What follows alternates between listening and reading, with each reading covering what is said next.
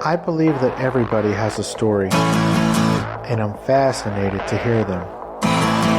So come with me as we take a walk down Fascination Street. Welcome back, Streetwalkers. This episode is with Tamara Pennington. Tamara is a corporate event and keynote producer. I think I said that right. She puts together giant corporate events and helps wrangle keynote talent. In this episode, we talk about where she grew up and what got her into the acting business. We talk about some of her career highlights, including something that she still gets paid on even though it's been a while. We also talk about her foray into stand-up comedy before we delve into what her actual job entails and some of the insanely cool people she's gotten to work with. Really some legendary folks. Of course, we talk about her husband and my good friend, Steven Kruger, previous guest of the show, and co-host of the Nooner podcast on the Smodcast Podcast Network. And finally, we talk about her podcast called Affected By... Having a lot of fun talking with Tamara and getting to know her. It was a lot of fun. You're going to enjoy it too. Laughter abounds. This was recorded during all the self-distancing due to the coronavirus outbreak. So if that is over by now, woohoo. If not, damn it. But either way, this is my conversation with the lovely Mrs. Kruger, Tamara Pennington. Yeah, talk to me, yeah.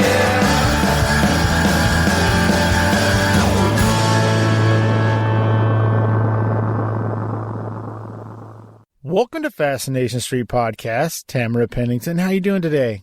I am great. Thank you. Well, that is good to hear. So, a little bit of background for those listening.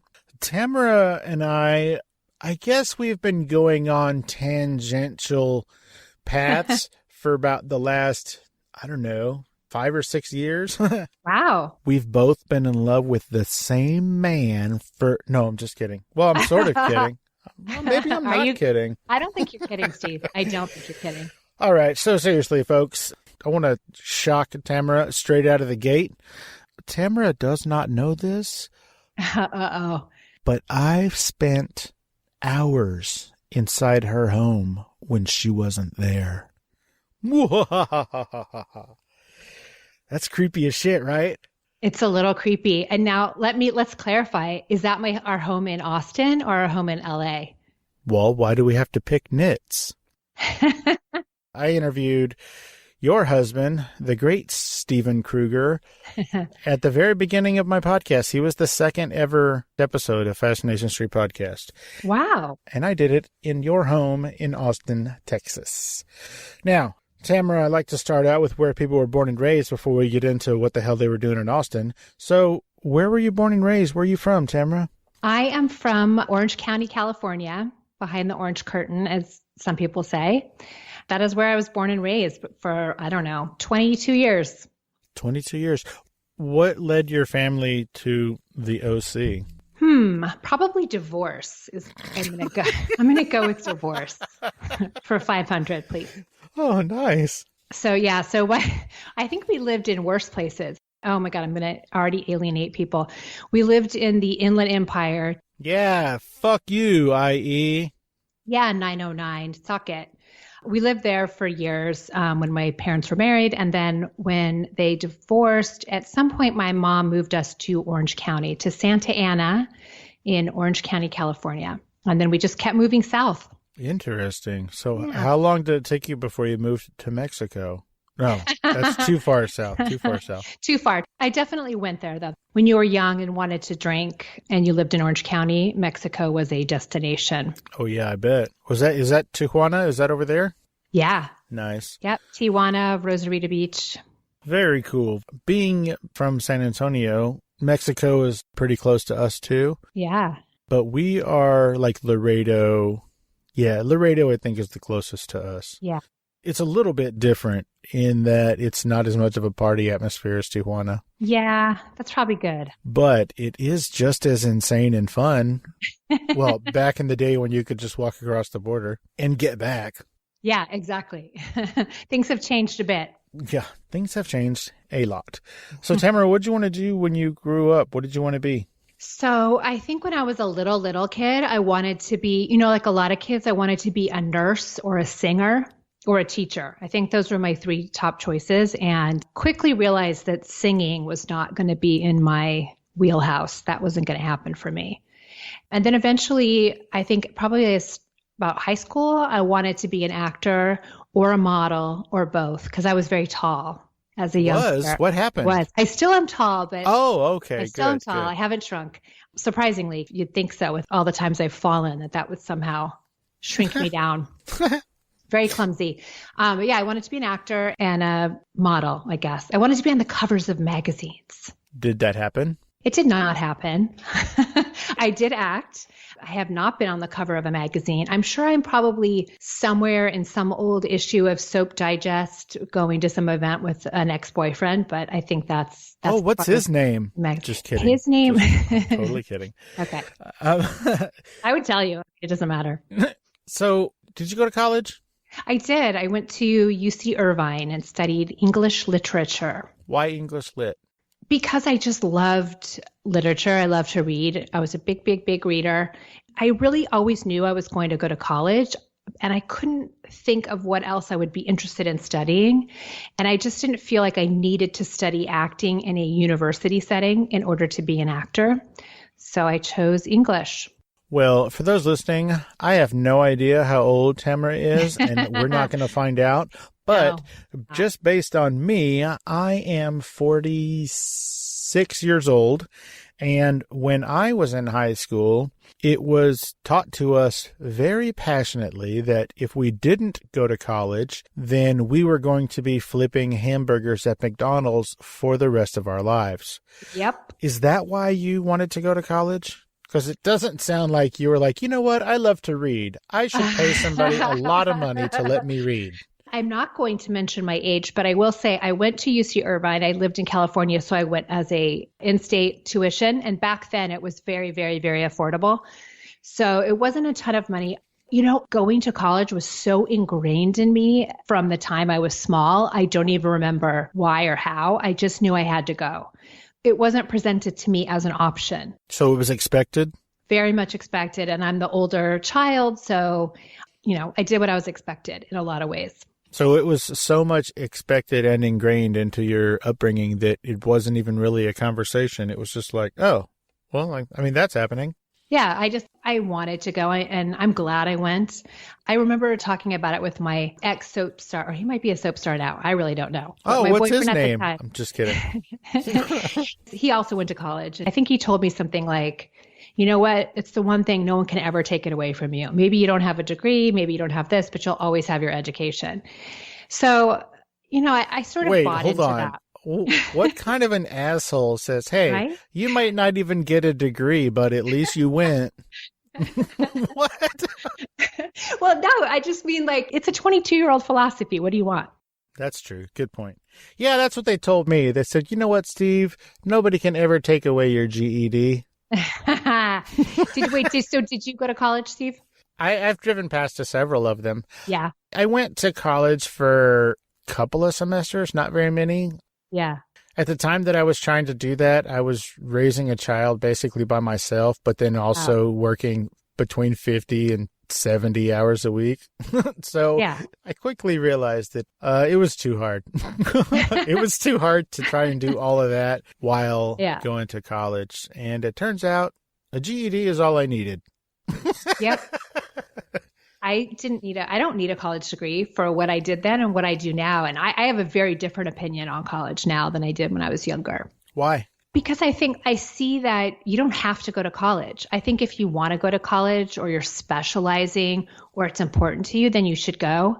But I think we place way too much emphasis in this country about going to college. Like the whole Bernie, everybody goes to college free. I don't agree with that. I think, if you want to be a mechanic or work with your hands or quite frankly, be a live event producer, you don't have to go to college to do that. So why not just skip the thousands and thousands of dollars of being in debt and get to it if that's what you want to do. Thousands is being kind. Now right? It's tens of thousands. 100,000. Yeah. Ugh, that's insane. It is insane.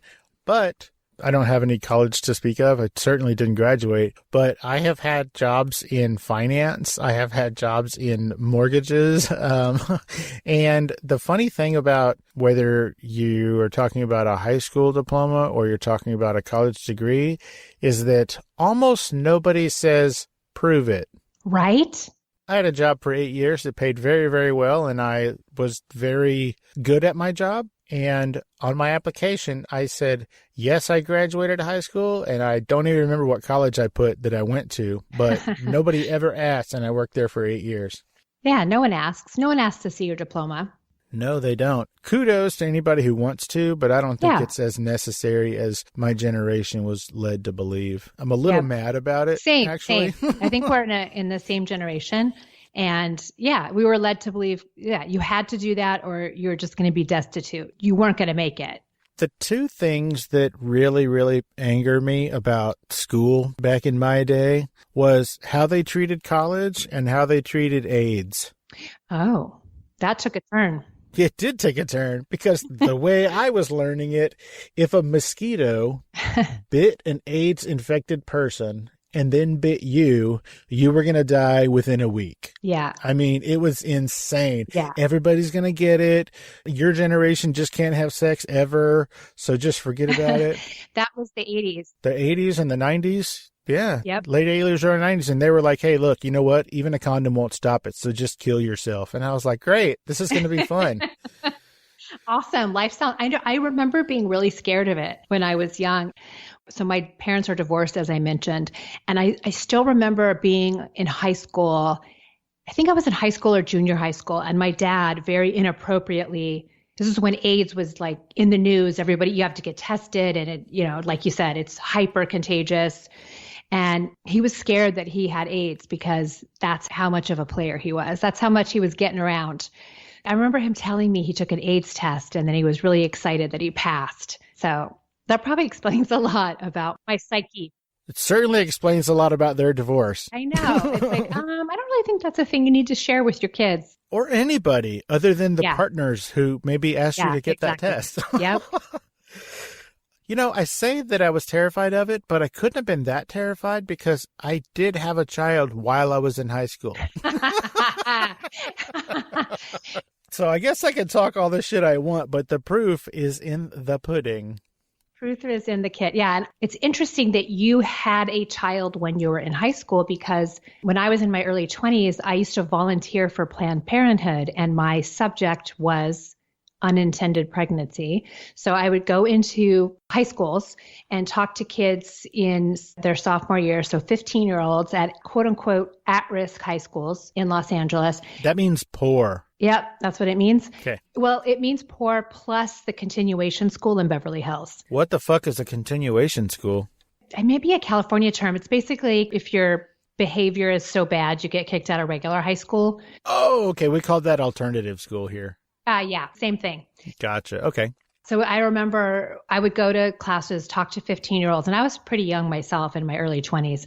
And one of the statistics that surprised me and that I taught is that most fathers of children born to teen mothers are adult men well over the age of 21. Really? Yeah. It's usually younger girls having quote unquote boyfriends in their 20s or 30s. Oh, like college boys and high school girls? Yeah, probably not college, but yeah. Older or just older, like way older. Holy moly. Like yeah. Ugh. Like creepily older, whereas you feel special when you're 15, but oh, like Matthew McConaughey. Yeah, when you grow up and you're an adult, you're like, oh, that was actually creepy. To be clear, I mean Matthew McConaughey's character from Dazed and Confused. I don't mean the actual him.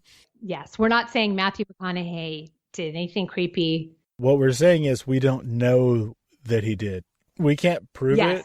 Yes. And since he lives really close to here, I don't want to piss that dude off. No, you do not. You don't want Matthew McConaughey coming to kick your ass. Like, you don't want that. How would that go? Hey, what does it matter? Are you going to fight me? All right. Let's do this. I don't know what's happening there. That'd be a good story. Oh, you know what? I don't know if you know this. You probably do.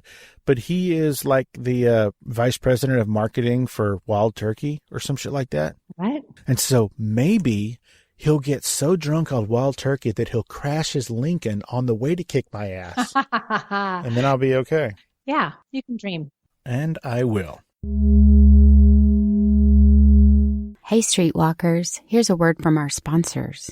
They're coming into a profession with a level of creativity and innovation. I feel like it's a new chapter for us as like a research community. I think there'll be an energy that lasts. Being a designer of color, this is a vital time and a monumental time for us. It's like you do know you can because you're a producer and you can do anything.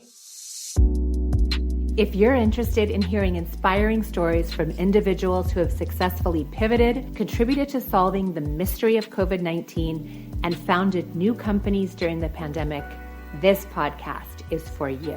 Affected By is a podcast with a simple mission.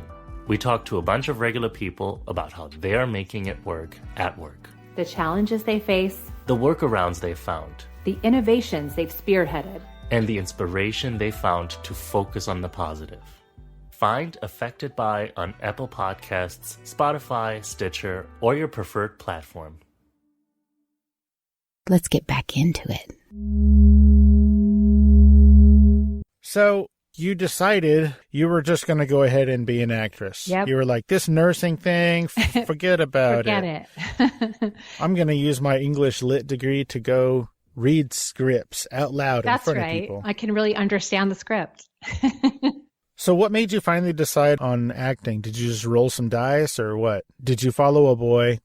Yes and no. So I didn't roll dice, but I don't know. I just think I always felt out of place in Orange County. And for context, if you've never been there, Orange County, I like to describe it as similar to the Midwest, but with better weather and better looking people and probably more money. In what way is it similar then? The attitudes. So it's very conservative. It's super conservative and, Wait, is it still in California? yeah. Well, then it can't be all that Pretty conservative. conservative. It's more Republican than, LA or San Francisco. It's kind of like this mentality, at least the people that I hung around with, they want you to do well, but not too well. They want you to succeed, but not show off. Stay in your lane. Stay in your lane. It's an odd environment. And I remember being as a young child and even probably through high school, I really just wanted to fit in. I wanted to be Orange County. I wanted to be blonde. I'm blonde now, but not naturally. So I wanted to have blonde hair and be really short, which I'm not. And, I wanted to fit in. And I think at some point that changed, and I realized I wasn't going to fit in. And my boyfriend I met my first boyfriend when I was 18. Oh, yeah? What's his name? Just kidding. Go ahead. And he was going to UCLA. And when we got together, I would start to go up to LA all the time. So I would go up every single weekend and, hang out there a lot. So I just thought, I'm going to move to LA. I'd already thought I wanted to be an actor, and that just sort of solidified it because he wanted to be an actor as well. It was kind of that. And I took some acting classes and I really liked it. And I think I started to realize that I didn't have to fit in. I could find my people. Your people. My people, like LA is like that. It's full of weirdos. And whoever you are, whatever kind of weirdo you are, you can find your people in LA, your tribe. That makes sense. I've been to LA a few times. I've heard. Oh, snap. And I will say that LA does seem to have pockets of people. And one of those pockets is probably your people. Yeah. A lot of pockets, a lot of people. Yes, those things are the truth. Did you go to any sort of acting school or take acting classes or anything like that? I know that you love to go to college so you can read books and show people that you read them. Yeah, it's funny. I probably read less books in college than I read up until then because... Well, yeah, you didn't have any time. No time. There's so many books to read. I started taking acting classes when I was in high school. And then during college, I took classes both in college and then I was also driving up to LA taking Meisner technique classes. Ooh. Yes, I was serious. At where? It was this place called Playhouse West. The Meisner technique is one of the big techniques in acting. So the Playhouse West was an offshoot of the Neighborhood Playhouse in New York. And the teacher, the guy who owned it, this guy Bob, I can't remember his last name. I took classes from him. And then Jeff Goldblum would also teach there, and he would sub for our class sometimes. So it was serious acting technique. How long did you take that? I probably studied a couple of years there. And why did you stop? I started to realize that it wasn't really helping me on auditions.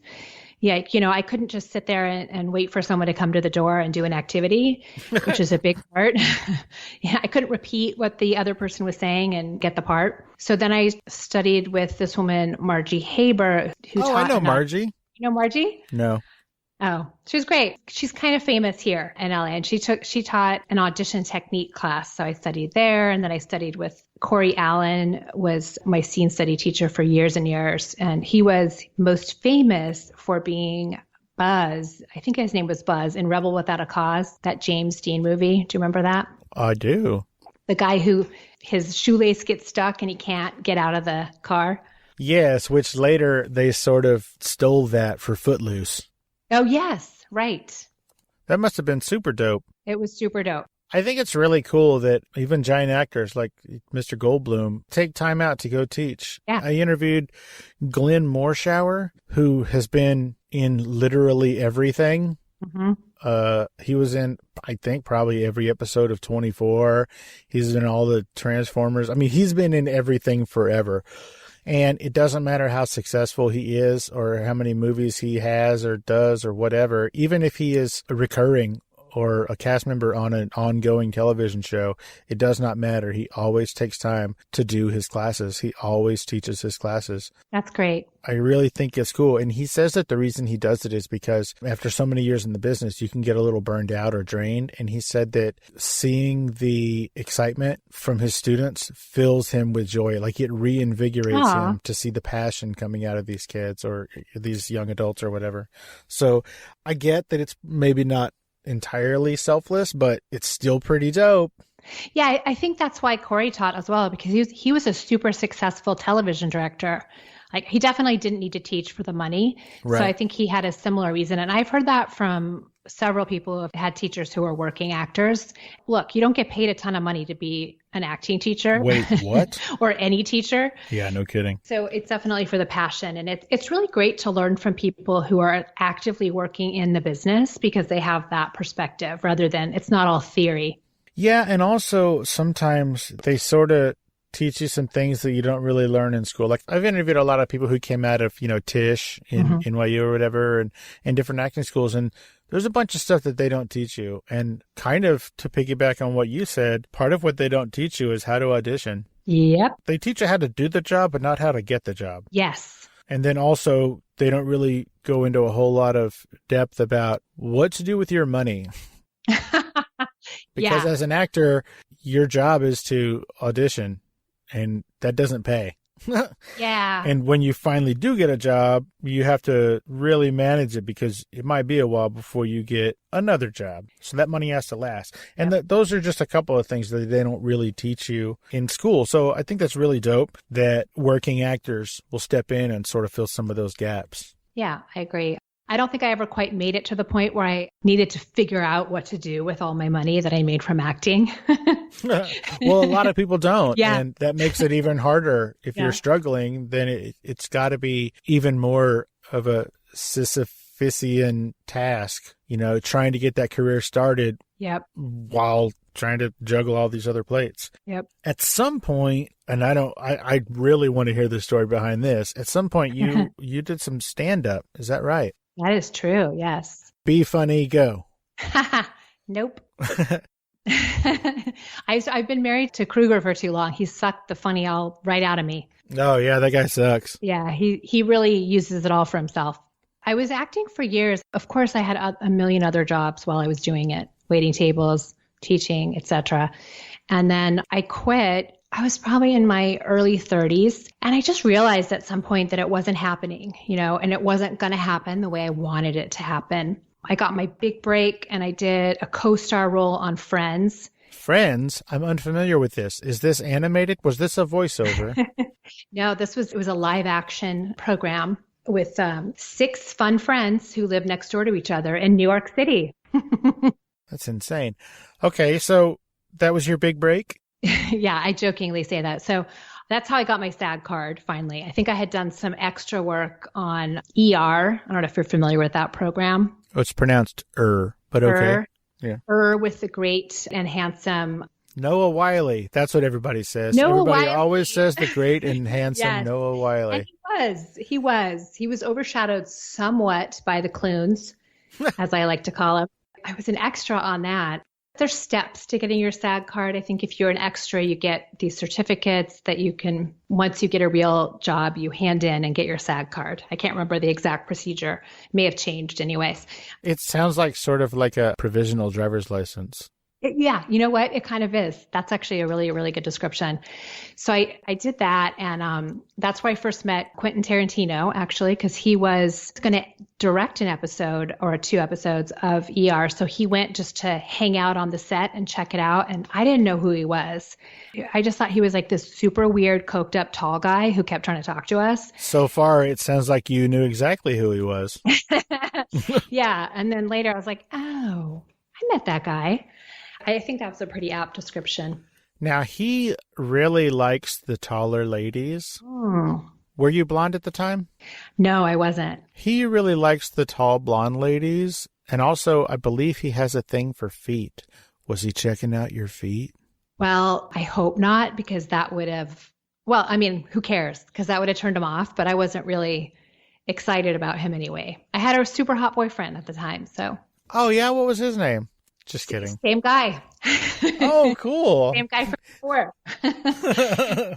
So we met him, and I just remember him being super jittery and weird. So then I don't remember how soon after that, I ended up getting this co-star part on Friends.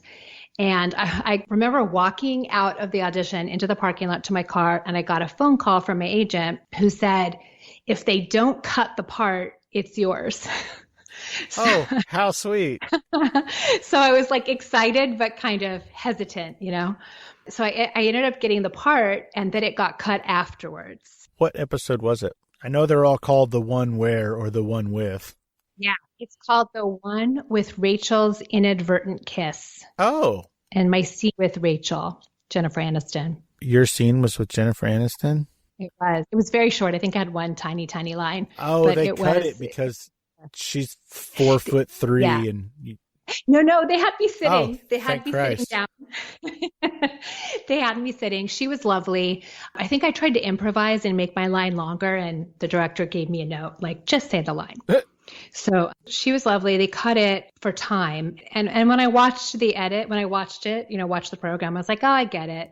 It was just a joke. It didn't move the story forward. It didn't have a purpose other than just literally a one-liner joke. Well, the fucking monkey didn't have a purpose, and it was on there for like 2 seasons. And then there was ducks. Come on now. Thanks, Steve. Thanks. That's really making me feel good. Good. That's what I'm here for. I still get residual checks. I think I made like $600 last year from something I did in 1999. So hold on. I know that residuals, they wane, that they sort of get smaller and smaller and smaller. Yep. But you're still getting... Yeah. It's not every year, right? No, like some years it'll be $200, $100. It's just the last few years it's been more. I think it's because I did not get cut out of foreign sales, only US sales. And like, I think I might have been on the DVD, but it's not on Netflix or whoever owns it now. So I think it's because of foreign sales, maybe. I'm not 100% sure how it works, but yeah, I still get checks for it. Well, that's super dope. And also some of that probably has to do with whatever, the licensing to different, because like you said, Netflix licensed it for a while. And then I think now it's going to, I don't know, some other platform, HBO or Apple TV or some shit. HBO Max. Yeah, there you go. And so I think that every time some new company licenses it, everybody gets paid something. So that's pretty cool. I love it. I know that that was fun, and that's super cool to have bragging rights about being on Friends. Literally all I have. But what was your favorite acting experience? Ooh, that's a good question. And don't say your current marriage. Steve, that's what I was going to say. You have to act like you like that idiot. You're taking all my good answers. To be honest, that was actually a really fun experience. Not that it was The Friends thing? Yeah, not that it was a stretch acting, but it was fun we were in front of an audience. Oh, they filmed that live in front of a studio audience? Were you at Central Perk or where were you? I was at a pretend office, like a little office build out. Okay. So they do it live, and then they, when you're done, they make the audience applaud for you and everything. And that episode, it was at the time when Phoebe was dating the cop who was played by Michael something, anyway, I can't remember. Sorry. I'm not helping you at all. This is fun for me. I know you're not helping me. Do you know who I'm talking about? Michael. You'd know him if you saw him. This is, by the way, my life now. I can't remember the names of his name is Michael Rappaport. That's him. Everybody knows that dude.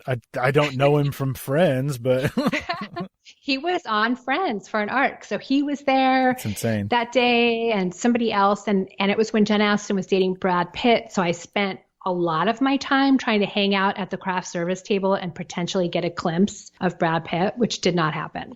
I heard he used to hang out on the set all the time. Yeah, he did. And I didn't see him, but I heard that he did. So that was actually really fun. And oh, I see what you did. You hung out over at Crafty because he was probably high as balls and hungry. So he would have the munchies and just hang out over by the food. Correct. You're smart. Yep. Well done. Yeah, it didn't work, but it was a good try. Oh. That was fun. And then I used to do a lot of acting showcases where we'd do scenes, like comedy scenes, or we'd write scenes. And as stupid as that sounds, because it was essentially, the purpose was to get casting directors and agents to come see you. It was actually a fun process because, we would do little shows and do scenes, and that was fun. I mean, I don't know. I did a lot of short films and student films and that kind of thing. Hey, Streetwalkers, here's a word from our sponsors. Hi, I'm Erica. And I'm Cassandra. And we're the hosts of Trashy Trashy. We're a podcast filled with trashy news stories and garbage people. Did you leave the scene of an accident to go tanning? Do you refer to wearing the strap down on your Crocs as sports mode? Have you ordered Domino's online before they even open in the morning? Are you switching the same AAA batteries from your TV remote to your vibrator instead of just buying more batteries? Or are you normal? Check us out wherever you download podcasts. Let's get back into it. I don't know how. We never got an answer about how you came to do stand-up. Oh, right.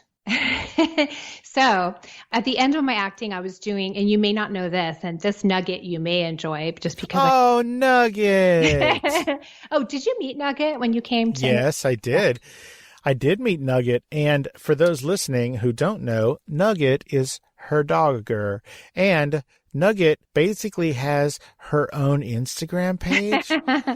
And it's wild. Her favorite thing is to poop in the shapes of letters and sometimes numbers. Yeah, and she even did a Q. And that's impressive. She is an artist. And I hate to tell you, but all those poop photos are on Kruger's Instagram page. Same thing. Pretty much. He's the weirdo who posts the poop pictures, but we're working on a coffee table book. We're almost there. Oh my God. We'll let you know when it comes out. Dibs. How do I get in on this Kickstarter? I want this act. Oh, this is amazing. You'll be first on the list. Yay. So before I transitioned to stand-up, or like right around that time, I was doing sketch comedy at a place called Sacred Fools with someone you may know by the name of Martin Ewentz. Martin Ewentz and several other comedy dudes. Previous guest of this show as well, Marty Yu. I'm sorry, please continue. Yeah, I know. I heard that episode, actually. I listened to that episode. Yeah, so we were doing sketch and comedy and all that stuff. And then when I was kind of deciding I had enough with acting and it wasn't going to get me where I wanted to be, I thought I would just try stand-up for fun because I was always just a huge stand-up fan. What was that show called? It was like Night at the Improv or something like that. It was on my entire junior high and high school. Yeah, I think Night at the Improv. I think that's what it was called. Yeah, I would watch that religiously. Every stand-up special that would come on, I would watch. And I was really obsessed. Like when I was 18, I went to the Comedy Store and I saw Richard Pryor at the end of his career. Whoa. And sadly, life. It was probably not the best time to see Richard Pryor, to be honest. To have seen him at all. Yeah. It's like when somebody says, yeah, I saw Michael Jordan play. Yeah. I mean, he was with the Washington Wizards, but still, I saw him play. Yeah. That's amazing. Richard Pryor. Wow. Yeah, it was super cool. And of course, it was 18. So we were in the front row and very excited. I think we got there at 7:30 or 8 p.m. and he goes on at midnight. So it was it's a long night. But I just loved it. I loved comedy. And I just never thought it was something I could do. I didn't think I could stand up there by myself. I didn't think I had anything to say. And then eventually a friend of mine did it. And I just kind of thought if she can do it, I can do it. And I'm just going to try because who cares? So I kind of screwed up my courage, wrote my set. A friend of mine at the time, Bobby Lee. Oh my gosh, Bobby Lee. Yeah, he's a great comic. He put me on stage for the first time. He was hosting the open mic at the Comedy Store. So you were on stage at the store? Oh, many times. So he put me up at the open mic, gave me a great spot. I had a great set. I think they give you 3 minutes and he let me go on for 4 minutes, which was really cool. He's like, you were doing well. So I let you have an extra minute. I was like, okay, great. I remember getting off stage and I was so excited and it went really well. As soon as I got my first laugh, I got, my nerves calmed down, and I've acted for years and been on stage and in front of people and all of that. But it was the first time I had really been by myself and it was my own material. And it's if they like you, they like you. If they hate you, they hate you, and they hate every single thing about you. They hate what you're saying, what you're doing. Sometimes I think comedy audiences are different from, let's just say, play audiences. Oh, yeah, very much so. With a play, the audience is like, oh, cool, let me see what you got. With a comedy audience, especially stand-up, I feel like sometimes they're just sort of arms folded and they're like, make me laugh, motherfucker. I dare you. Totally. Yeah, it can be like that for sure. Yeah, it was great. And I think I went up, Bobby Lee gave me the advice, like, you got to go up all the time, try to go up 6 times a week. And I was really dedicated. For years, I went up at least 5 or 6 times a week, which in LA was not easy. It's a lot of driving and one side of town to the other, but it was really fun. And, I bombed a lot. I got better. I got paid sometimes. I met a lot of great people. I met a lot of horrible people, but it was fun, sort of. I kind of wish I would have done it when I was younger, because when I transitioned from acting to doing stand-up, I realized that I had finally met a group of people more insecure than actors. Comics. They're like junior high school. So why'd you quit? Honestly, I started working. When I started doing comedy, I can't even remember what job I was doing. I've done so many jobs. I was probably working in an office or something and waiting tables. I started in my 30s. So I knew that I did not want to go on the road. I didn't want to be touring in these gross comedy houses going across the country. So I just kept doing it for fun, but I really liked it and I was really into it. I just wasn't making money. And at some point I got a job in the corporate production world and just slowly kind of phased it out because I started working so much. I was working 9-10 hours a day. I just didn't have time to write, to go do stand up all the time. So it just kind of faded out of my life. That makes sense. Now, briefly, if you can, explain what it is that your current job entails. I think every time I refer to your job, I call it event planning, but that's not really it. So will you explain what it is? Yes, I will attempt to explain what it is. It's the hardest part of my job is actually explaining what it is. So a lot of people understand what a corporate event is or a conference is if they're in sales of any kind, if they work in medicine, if they work at a tech company, if they're a car dealer. Companies will put on these huge events that encompass a keynote, general session type thing where there's executives and talent and maybe music or entertainment on stage. And it's in a big room that holds thousands of people. And then they'll have smaller breakout rooms where people do a deep dive on some subject matter. And those are probably a couple hundred people. And then they'll have expos or showcases where it's booths, something like a CES has those, that Consumer Electronics, where people will, go on the show floor, go to booths. And I was going to say, this sounds like Comic-Con. Yeah. People know what Comic-Con is. It's a fair example. I have some things to say about the production value at Comic-Con, but so it's kind of that. And I've done so many different jobs in that world, but I typically work with the keynote production. So I'll either produce the keynote and I'll be the main producer who's dealing with the clients and production and just making sure everything happens. And sometimes I'll do other roles. Like I work on the Xbox press event for E3.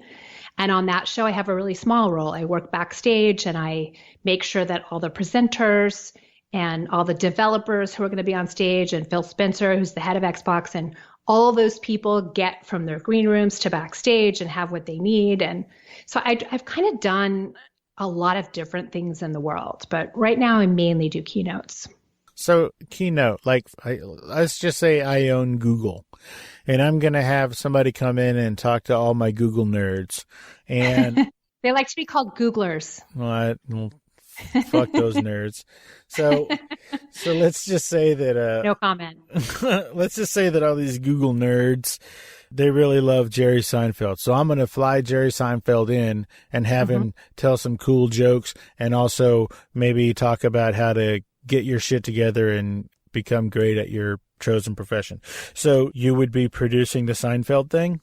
Yeah, it would be probably to liaise with Mr. Seinfeld's team and go through his rider and make sure all of that was fulfilled, whatever his stage needs are, his green room needs, his hotel needs, his car needs. Yeah, so that's one piece of it. And then it's all the production elements, working with the production crew and the stage manager, and working on scripting and content and all that kind of stuff. And I have worked with Jerry Seinfeld, actually. What? How crazy that I would have brought that up. Kind of funny that you mentioned him. I mean, I could have just as easily said Oprah Winfrey or something crazy like that. I know that I worked with Oprah because of Kruger. He loves that photo of, it's the only reason I did that particular job was so I could get a photo with Oprah. Really? Yeah.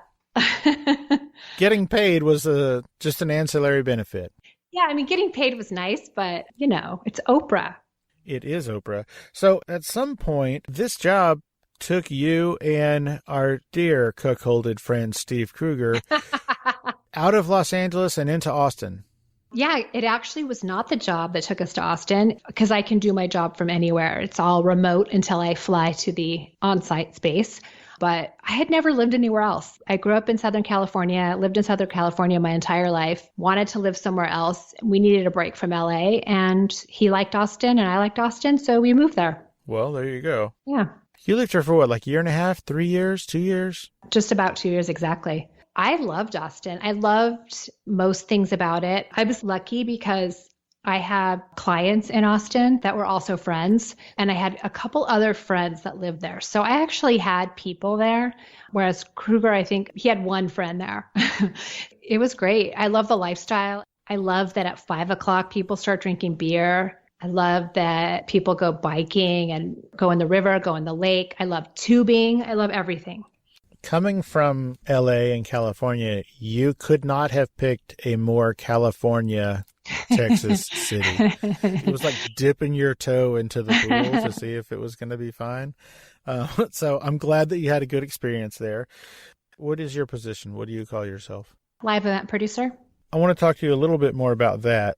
A little birdie told me that you helped facilitate a meeting or an interview with WikiLeaks bad man Edward Snowden. Is that the truth? It is the truth. I did. How, what, for who, why? I can tell you the details actually, because the COO of my client company, OpenStack, it was at an OpenStack summit, which, your words, not mine, is where a bunch of tech nerds go and learn about open source technology, open source software. And the COO really wanted to talk to Edward Snowden because obviously Edward Snowden is a big fan of open source, everything, whatever people might think about him. So yeah, he was in Russia, wherever that is that he lives. And I got to talk to him while we were on stage, just working out the kinks and the details. Is that something that you have people who have people, or did you somehow manage to track down Edward Snowden? I think in that case, it was people had people on my client side. I did not procure Edward Snowden. That is a great word. Well done. My client, Mark, he has it on his Twitter. I think that's his pinned tweet is like, hey, in case you didn't know, I interviewed Edward Snowden and you can check it out here. That is a great pinned tweet. It was actually really incredible because, I think there was probably 2,000, 2,500 people in the audience, something like that. And it was at the end of the keynote. And typically by that time, people start to filter out. They have other things to go to. Not one person left. You couldn't hear a pin drop. Dead silent. Everyone was completely focused. It was a very, very cool moment. You have wonderful stories, I'm sure, about your role as an event producer. Yeah. But what I want to talk about right now, I want to talk about your podcast. What is it? Why is it? Where is it? What happens? What happened? What happened? Well, first I'll start with what happened. And what happened was COVID. Oh, the new AIDS. Yeah. So to no one's surprise, there are no live events now that we live in a world with a pandemic. So my live event life abruptly came to an end. I went on unemployment. Whoa, they let you go? Well, I'm a freelance event producer and... Aw, shit. Yeah, but, I'm actually glad I'm a freelance event producer because a lot of people got laid off from their jobs. So even if you were at an agency or a production company, lots of people either got laid off, furloughed, or had salary reductions. I was able to take unemployment right away, which was very helpful. Then I was talking to a friend one day who's a colleague friend, and we were just talking about what the hell are we going to do? We're live event producers. We don't know how long this is going to go on. Is this a man or a woman? It's a man. What's his name? Well, I'll tell you because he's my co-host. Oh. So his name is Pavel, Pavel, German name. We were just commiserating and talking about what are we going to do? How are we going to pivot? I mean, we can't do events. What are we going to do? After talking, we felt a little bit better and not quite so hopeless and panicky. I'm surprised you didn't rest on your heels, and just be like, you know what? I don't need to work. Steve's bringing in all that money from the Nooner podcast. Yeah, that didn't turn out to be the case. All right. So you and Pavel and I were talking, trying not to panic, figuring out what was going on. And like everybody else, we were kind of in shock and not really knowing what to do. So we just kept talking and started thinking about how is this affecting other people in other professions? And we know the huge impact it had on the live event industry and still has. But we wanted to talk to people in other professions who were actually finding a way to make it work, whether that meant they were pivoting into a different career or they were just pivoting their work processes to make it work. So we decided we would do a podcast about it. I had always wanted to do a podcast, and I had some stutter starts on a podcast on my own. As you know, Steve, it's very hard to do a podcast on your own because you have to do everything. And I'm not as self-motivated as I would like to be. So we decided to team up, and every week we focus on one industry and we talk to professionals, typically 2 to 3 people in the same industry, about how they're coping and pivoting and making it work at work. So do you talk to 2 or 3 people during the same episode? We do. Yeah, we do it panel style. Oh, so everybody's on at the same time. Yeah, everyone's on at the same time. And of course, our biggest challenge, as I bet you can guess, is scheduling. Especially, the more people, the harder it is. Yeah, as hard as it is to schedule one person, it's, scheduling 3 is really, really crazy. So we've definitely had some episodes with 2 people. And it was something to do, frankly. We're both creative producers and we needed something to produce and we needed something to do. So that's why we did it. In addition to being very curious, I really am always interested in how people do things and how they succeed, because I think we can take a lot of inspiration from that personally. And then hopefully it helps other people figure out a way through. What's the name of this podcast? It is called Affected by ... And right now the affected by is COVID, but we're hoping that COVID will end at some point and we can move on to other subjects. Yes, I think that is genius in naming, because I think sometimes when people name things, they get a little short-sighted. Yeah. Like, like Nooner podcast. That's funny. That's really funny. I love that.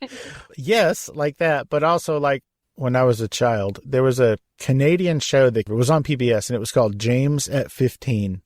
And I loved it. But then guess what happened? I turned 16. And so they changed the name of this show to James at 16. I love it. And then guess what happened? He got another year older? He did, yeah. So I think it's super interesting. Oh, like, that's hysterical. It would be like if you started a TV show and just called it High School. Well, yeah. That show can only last 4 years. You know? Exactly. Yeah. So I think it's great that you were not short-sighted in naming your show, because everybody is affected by something. Yeah, exactly. So hopefully we'll move on to either another, overarching subject, or we'll do individual subjects. We'll see where it takes us. I think that's great. You can do themes, Mm-hmm. like you can do just a string of affected by divorce, Yep. affected by all kinds of inappropriate shit. Yeah. I'm actually excited for that. I like inappropriate shit. I think that's really cool. Yeah. Well done. When was your first episode released? Ooh, I'd have to actually look. I think it was June. Okay. And how often does this show come out? It comes out weekly in theory. We have taken a few week break and we're about to release another episode. I think we may have to pivot to a bi-weekly schedule because, spoiler alert, we both have jobs now. We're not doing live events, but we're doing virtual events, which is the new thing. We're both busy and working, so we don't have as much free time, but we're going to still keep doing it because it's fun and it's nice to have a creative outlet, and people are still affected. People are still affected, and it seems like they're more and more affected. How many episodes are there so far? I think we've released 6. Yeah, we're in the baby stages. About how long is each episode? God, it varies. 45 minutes to an hour. That's a sweet spot right there. Yeah. My goal is always 45 minutes, Mm-hmm. but more often than not, I think I go to an hour. Yeah, though I think the ones I listened to were about an hour. It's interesting. There's a lot of discussion in the podcast world, like, should you keep it short? Should it be longer? And I think it depends. I don't know about you, but for me as a podcast listener, and I listen to, I don't even know how many podcasts I listen to, probably 50 or something on a regular basis. And you like them for different things. So if it's a short podcast, it's for a certain activity. But so many times I like a longer podcast, like if I'm going to go on a walk or something like that. So, or clean or whatever. I'm with you. I listen to a lot of podcasts. They range from 2 hours to 25 minutes or whatever. Yeah. And so it really depends on, like you said, when you're choosing to listen. Mm-hmm. I think that a lot of people used to listen on their commute, and that's not really a thing anymore. Right. There was a dip in the podcast world when that happened. Yep, huge dip. But the people who have an opinion about how long a podcast should be can fuck right off, because Pete Holmes does 3-hour podcasts. Oh my God. Joe Rogan Yeah. does 3-hour podcasts. Yep. On the other side of the spectrum, I don't think it's around anymore, but there used to be a podcast with Will Sasso, and the other two guys actually got Me Too'd recently. Oh, oops. So it was Will Sasso and these other two dudes, and it was called 10 Men Pod, and it was a 10-minute podcast. Love it.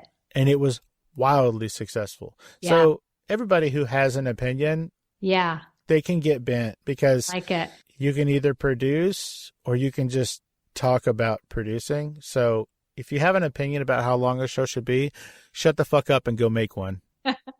Yeah, it's not as easy as it sounds. No, it is not at all. So, Tamara, as we're heading out here, is there anything that we didn't talk about or I didn't ask you about that you wanted to talk about today? I don't think so. I think we've covered it. I told you about the time I was engaged, right? Before Kruger. Oh, what was his name? Just kidding. I said no. Oh, sweet. You said, no, I prefer a more curmudgeonly fellow. That's right. That is my style. That's my type. Like, I would love to say yes, but you're in a good mood a lot, so I'm going to have to bounce. Correct. Tamara Pennington, can you tell everybody where they can find you on social media? Yes, I would love to. You can find me and my partner at Affected by Pod, and we're on the Twitter and on the Instagram. And you could find me personally on Twitter. I'm at Pink Eve, Pinkeve, and on Instagram I am Mrs. Tamara Kruger. Nice. Well, Mrs. Kruger, gross. Miss Pennington, it was such a wonderful time to get to speak with you. I'm so elated that I finally got to talk to you. I've heard about you for more than 5 years, I think. No, oh my gosh. It's like 7. Wow. Kruger's been on that show for a long time. Oh, yeah, he has. Holy moly. Whoa. Because it was a long time ago that y'all lived in Austin. Yeah, I think we've been back in LA 2 years. That is insane. Yeah. Wow. Yeah. Well, it's been a long time coming that I was hoping I would get to speak to you and pick your brain about that fool. Yeah, I appreciate it. And I thank you very much. I'm honored to be a guest on your podcast with so many esteemed guests. Well, count yourself among them because now you are an esteemed guest of the Fascination Street podcast. Yay. A bunch of cool ones coming up too. You're gonna have a good time. I can't wait. Well, you have to because they only come out once a week. Tamara, thank you so much for taking the time out of your busy day and your hectic COVID schedule to hang out and let us get to know you a little bit better on Fascination Street. I really appreciate it. Thank you very much. I appreciate it as well. And you have a great rest of your day. You too. Thank you. Bye. Bye-bye. As always, thanks for listening, Streetwalkers. And don't forget, follow the show on Twitter at FascinationSTPD, on Instagram at Fascination Street Pod.